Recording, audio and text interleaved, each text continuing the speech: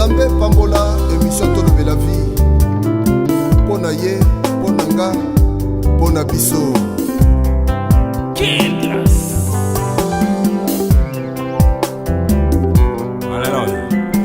Nzambe papa sunga biso tolobe la vie, sunga biso totea baninga balongwa na vie ya kidiba. Émission kitoko ya Papi Ken, pesa bwanya tokende liboso yawe, pesa makoki tozange lokote kobana na yo bateama. Nzambe papa ye sunga biso tolobe la vie, sunga biso totea baninga balongwa na vie ya kidiba. Émission kitoko ya Papi Ken, pesa bwanya tokende liboso yawe, pesa makoki tozange lokote kobana na yo bateama yawe papa ye. Ndeko nanga keba na bemission yo landaka na réseaux sociaux, misusu ekoki komema yo na lifelongo.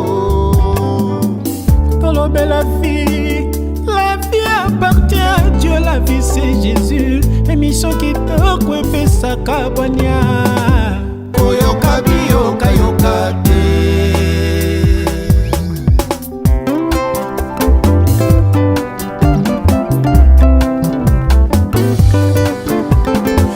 Nzambe papa sunga biso tolobe la vie, sunga biso totea baninga balongwa na vie ya kidiba. Émission kitoko ya Papi Ken, pesa bwanya tokende liboso yawe, pesa makoki tozange lokote kobana na yo bateama yawe. Nzambe papa ye sunga biso tolobe la vie, sunga biso totea baninga balongwa na vie ya kidiba yawe papa ye. Émission kitoko ya Papi Ken, pesa bwanya pesa makoki tubondeli.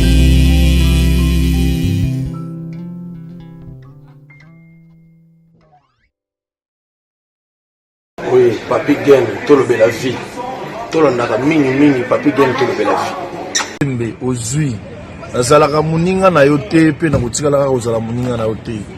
Papi Ken tolobe la vie, makambo nyonso na maboko ya Papi Ken tolobe la vie, tolobe la vie Papi Ken.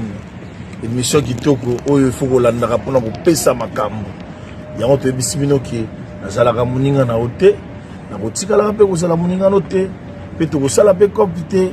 Yozafa kwa ngai naza artiste, donc voilà. Ça ne va pas non. Ngai Shela Mputu nazalaka moninga na yo te.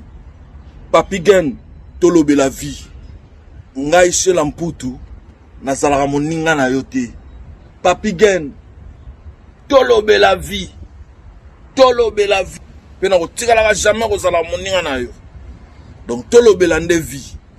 Papi Ken toko Deyo Brondo nazalaka moninga na yo te, mpe na kotikala mpe kozala moninga na yo te. Papi Ken tolobe la vie, gumu chuchu supu. Nazalaka moninga na yo te, je suis pas ton ami. Nazalaka moninga na yo te, Papi Ken tolobe la vie, Mr. Siatoli. Nazalaka moninga na yo te, nazalaka moninga no te, Papi Ken tolobe la vie. Avec Adi Londolé, c'est le jeu, c'est beau comme un deux aujourd'hui. Nazalaka moninga na yo te. Nazalaka moninga na yo te. 4 fois, prêtre, Washington, grand pays. Papi Ken tolobe la vie. Papi Ken tolobe la vie. WS Production, Willy Sionga. WS Production, Willy Sionga.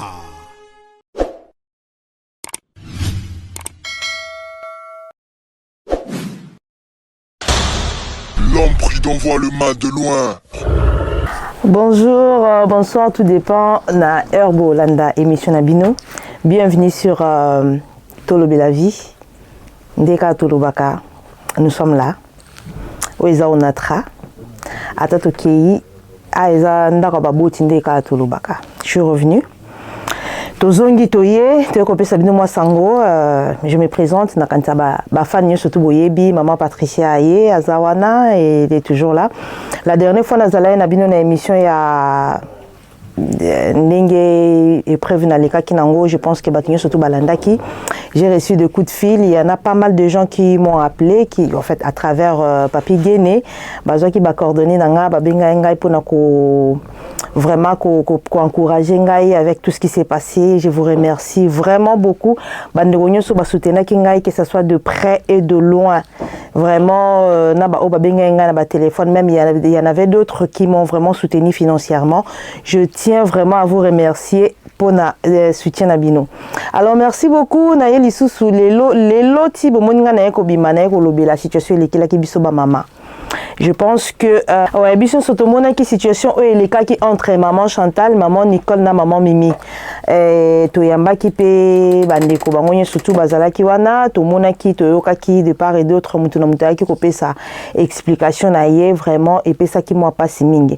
Alors lelo na yé uniquement pour na ko remercier tout d'abord bandeko nyonso oyo ba soutena ki maman Chantal parce que pour na appel au to sala ki je pense que biso sotomona ndingi maman Chantal a comment qui est bloqué na Europe, il fallait qu'elle aux États-Unis et c'était un peu compliqué pour elle et du coup tout ça là qui m'appelle pour que bah mais kako soutenir et gloire à Dieu le quoi tozara toujours na mutema mawa vraiment bandeko bazanga qui te ba soutenir qui est vraiment à 100% et surtout bandeko il y a Suisse, tu es vraiment le lot pour nous remercier plus Bandeko Suisse parce que Bandeko Suisse n'est se manifester qui un peu plus quoi par rapport il y a des mondes où on a les kanaki. Alors tu es coupé ça merci na minute de tozo loba bon mon appelle Billy tu retiens la bino image maman Chantal Azongi na minute aza na famille na ye Azongi aza na États-Unis pemeni na libota na ye nyon surtout. Alors moi conseil mukeka na ngana pesa parce que ngazala maman ba conseil ndeto yebi eza moi pasi situation le cas qui wana même ngai et lekela kinga vraiment makasi komona mutu kozala manipuler jusqu'à ce niveau oui to yebi ke mokilo yo ekomi kotambola na ba esprit mususu pe ya malamu te bon to yebi te to koloba pe ya malamu te ta mususu pe esprit ya nzambe nde mutu sala ki bon tout ce qui nous arrive dans la vie on s'est dit et dans la situation surtout chacun tire un peu une leçon de sa part donc moi je trouve que les Cambouana les kaki comme la qui maman Chantal et ça la bande de belé je pense qu'il va tirer leçon pour nango. On ne peut pas faire confiance à une personne ou bien namokili kaka nengo wana et surtout makambo ya spiritualité bande konangai il faut to telema surtout biso ba mama. La télé toujours ba maman. Nous les mamans, on fait confiance facilement, surtout les lots na ba situation tout traverser nango na ba mabota na biso, na ba vie na biso quotidienne, na ba entourage. Tout comme qu'on découvrir tellement makambo belé ba osa la biso ba révélation belé si bien que une fois kaka et surtout tolingi pe kotambola trop na ba prophétie tolingi ka ba lobé la kabiso et ceux qui va lobé les lieux surtout les makambo oyo zo vivre tu ne demandes même pas au luka même pas esprit à discernement au senga même pas nzambe ke nzambe moni sangai moko makambo ba yebisinga mena lingi yo moko la kisangai pe na mona yango enfin que na ye banzela ni na oki ko apprêter non ko emprunter pardon non au mona kaka on fait confiance facilement malheureusement Batmisus auto ça la bango confiance au bazar en face na biso quand il trouve point moko boya faiblesse il s'appuie sur ces points pour que manipuler vous voyez ça c'est on est à vie nangai on est analyse nangandingi na osali lango alors moi je pense que bandeko photo ça là vraiment attention moi j'ai dit toujours oui tokendara losambo tosambela basal nzambe nzambe sala toujours batumoko bazawana pona ko conduire biso pona ko mema biso na nzela koyeba liloba parce que bango bazawana peut-être ils passent tout leur temps à autant la Bible et ça chose oyo biso ta mususu bandimi tozora ta wana mingi te menga na osenga na bandeko mingi de tozabwe to biso moto lukaka to zwaka temps vraiment ya kotanga Bible pour na connaissance de façon que so kutani liboso mosala na Nzambe et que passage moko apesi yo belika moko ayebisi yo yo moko za peine esprit à discernement pour yeba comment réagir face à cette situation.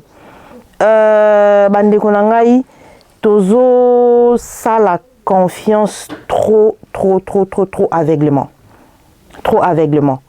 Na osenga bandeko oui c'est vrai to luka ba délivrance tozo luka bato mais faisons très attention koyeba nani oyo ko sala confiance nani oyo koyebisa ye makambu na yo et nani oyo oki kopesa ye litoi ou bien ya okopesa yo litoi chaque fois que so likambo ezali oyebisaka ye oyo oyebi ke okosala confiance ke lobby ekoki ko apporter yo préjudice te ou bien soit okomemela yo problème te parce que tala le cas ya maman Chantal franchement koko matina niveau ya ko abandonner ses enfants ko s'écarter na bana na yo babindoki bakimaka ye physiquement te moi je sais ndoki il faut okimaye ata basala Nzambe kande bayebisaka biso sola na ndoki mais yebaka ka ba limite nini yo na moi bo solana na butu bundisa ye mais o komiti ko kima bandoki physiquement c'est que Nzamba ngoto osambela tozana confiance na été ozomona donc conseil kana opesa bandeko eza que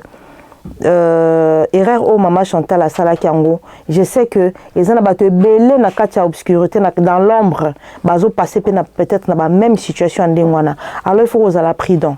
Il faut aux la prudent. Quand je dis prudent, ça veut dire que ce soit les mamans, que ce soit les hommes. Donc il faut aux la prudent parce que le monde est commis à esprit moko, je ne sais pas comment dire ça. Manipulation eza un peu mingi et puis domination pe eza makasi.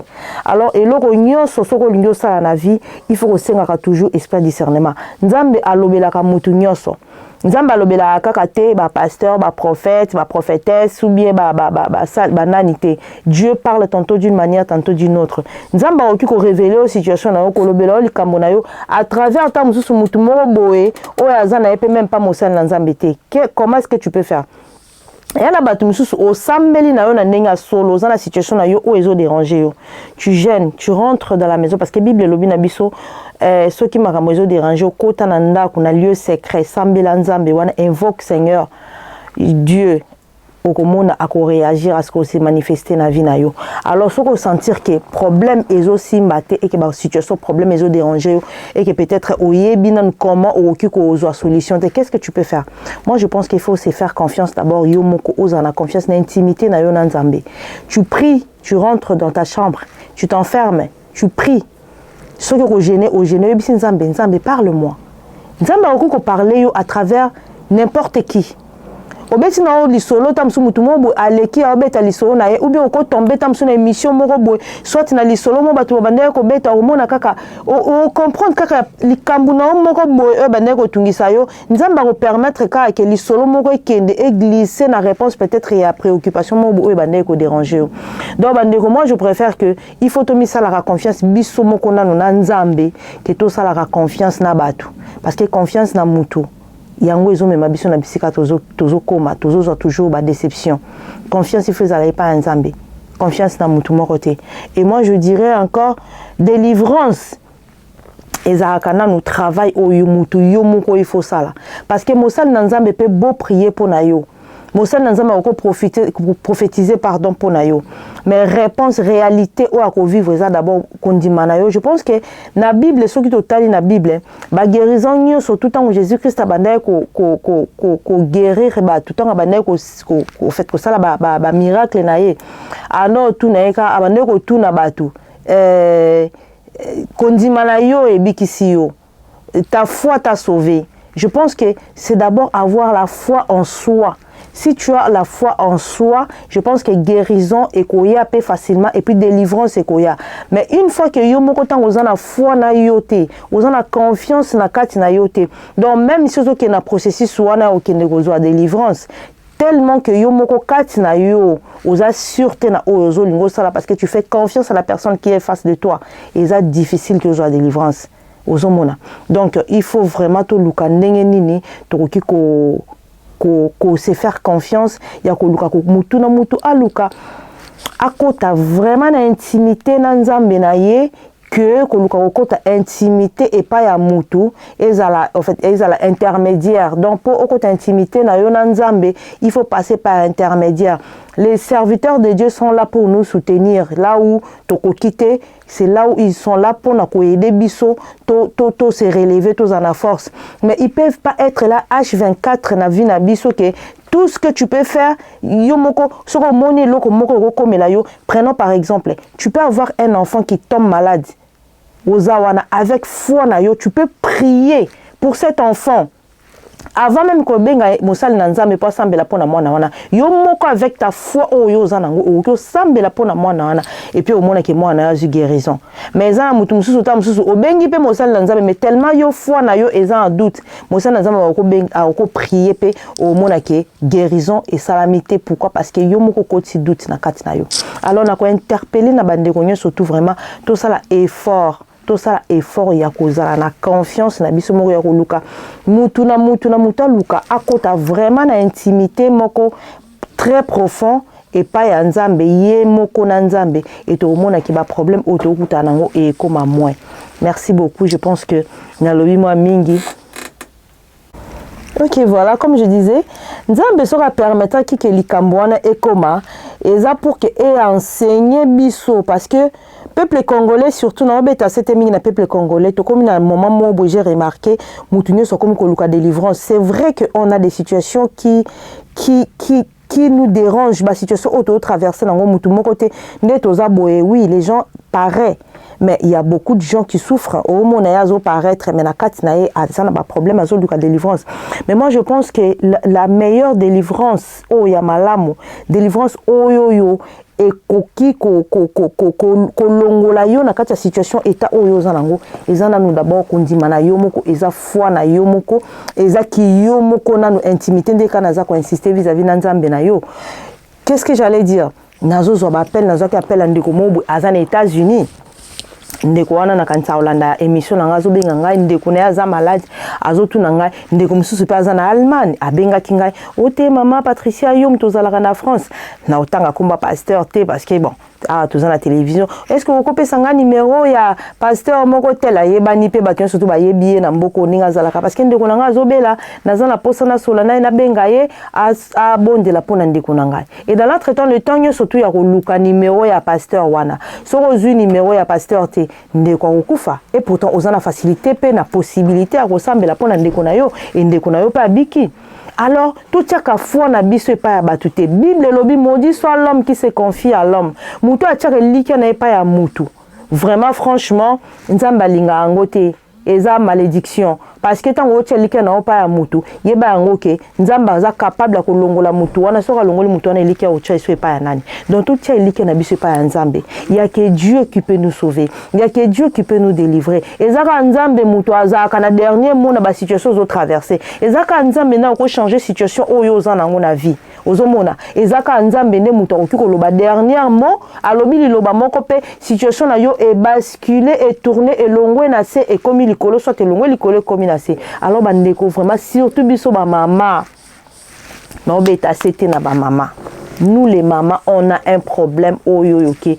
Je vous dis to comme trop manipulé. Même dans ma foyer na biso les hommes se plaignent beaucoup, les hommes se plaignent beaucoup. Même dans ma foyer na biso tozo to salisusu en fait tozo kalisusu mbala lobité so mobali bosoli na mbali kamuke il faut yo kana opinion ya mosal na nzambe donc opinion ya pasteur. Moi je connais, je viens de traiter une situation et dans un couple moko bazana crise vraiment baza même à bout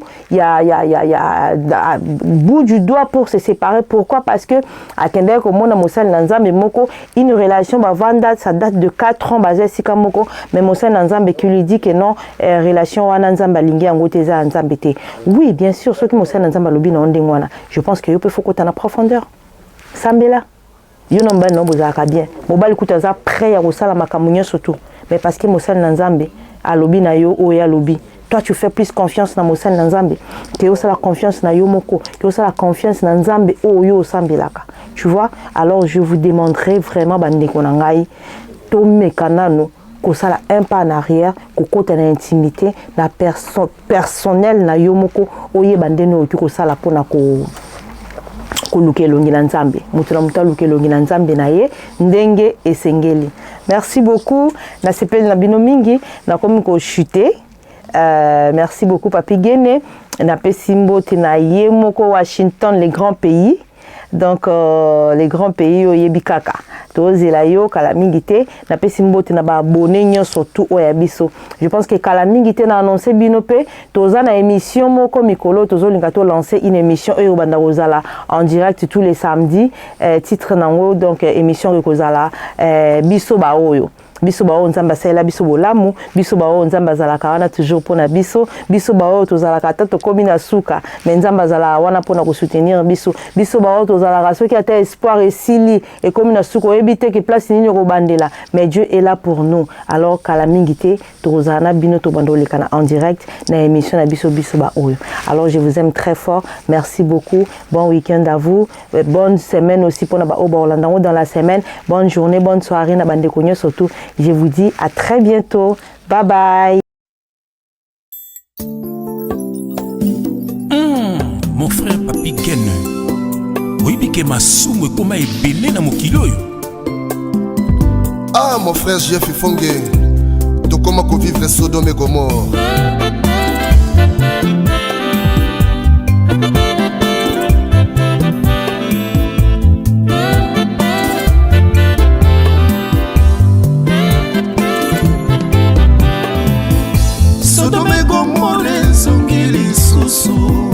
Sodome Gomorrhe songili susu mabe koma malamu nde mabe bato bakoma koboma na lokola banyama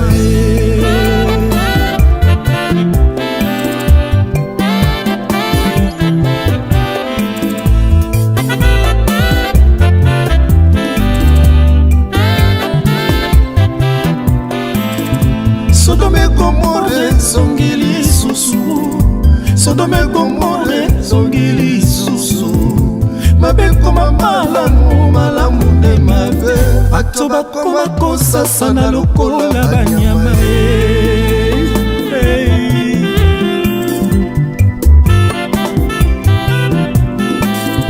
basi bakoma kobima na basi mibali bakoma kobima na mibali bato bakoma kobima na banyama tala ndenge moto abungisi mayele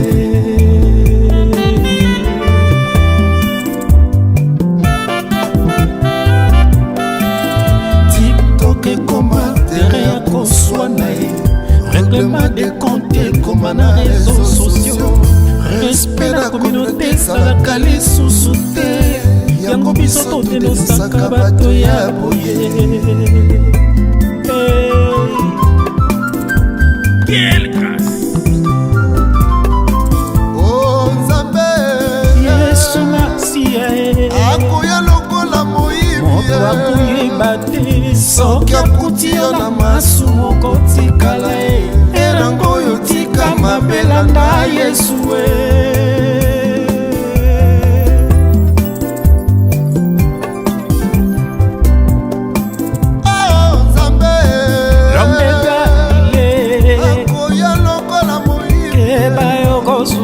soki akuti yo na masumu okotikala erango oyo tika mabelanda Yesu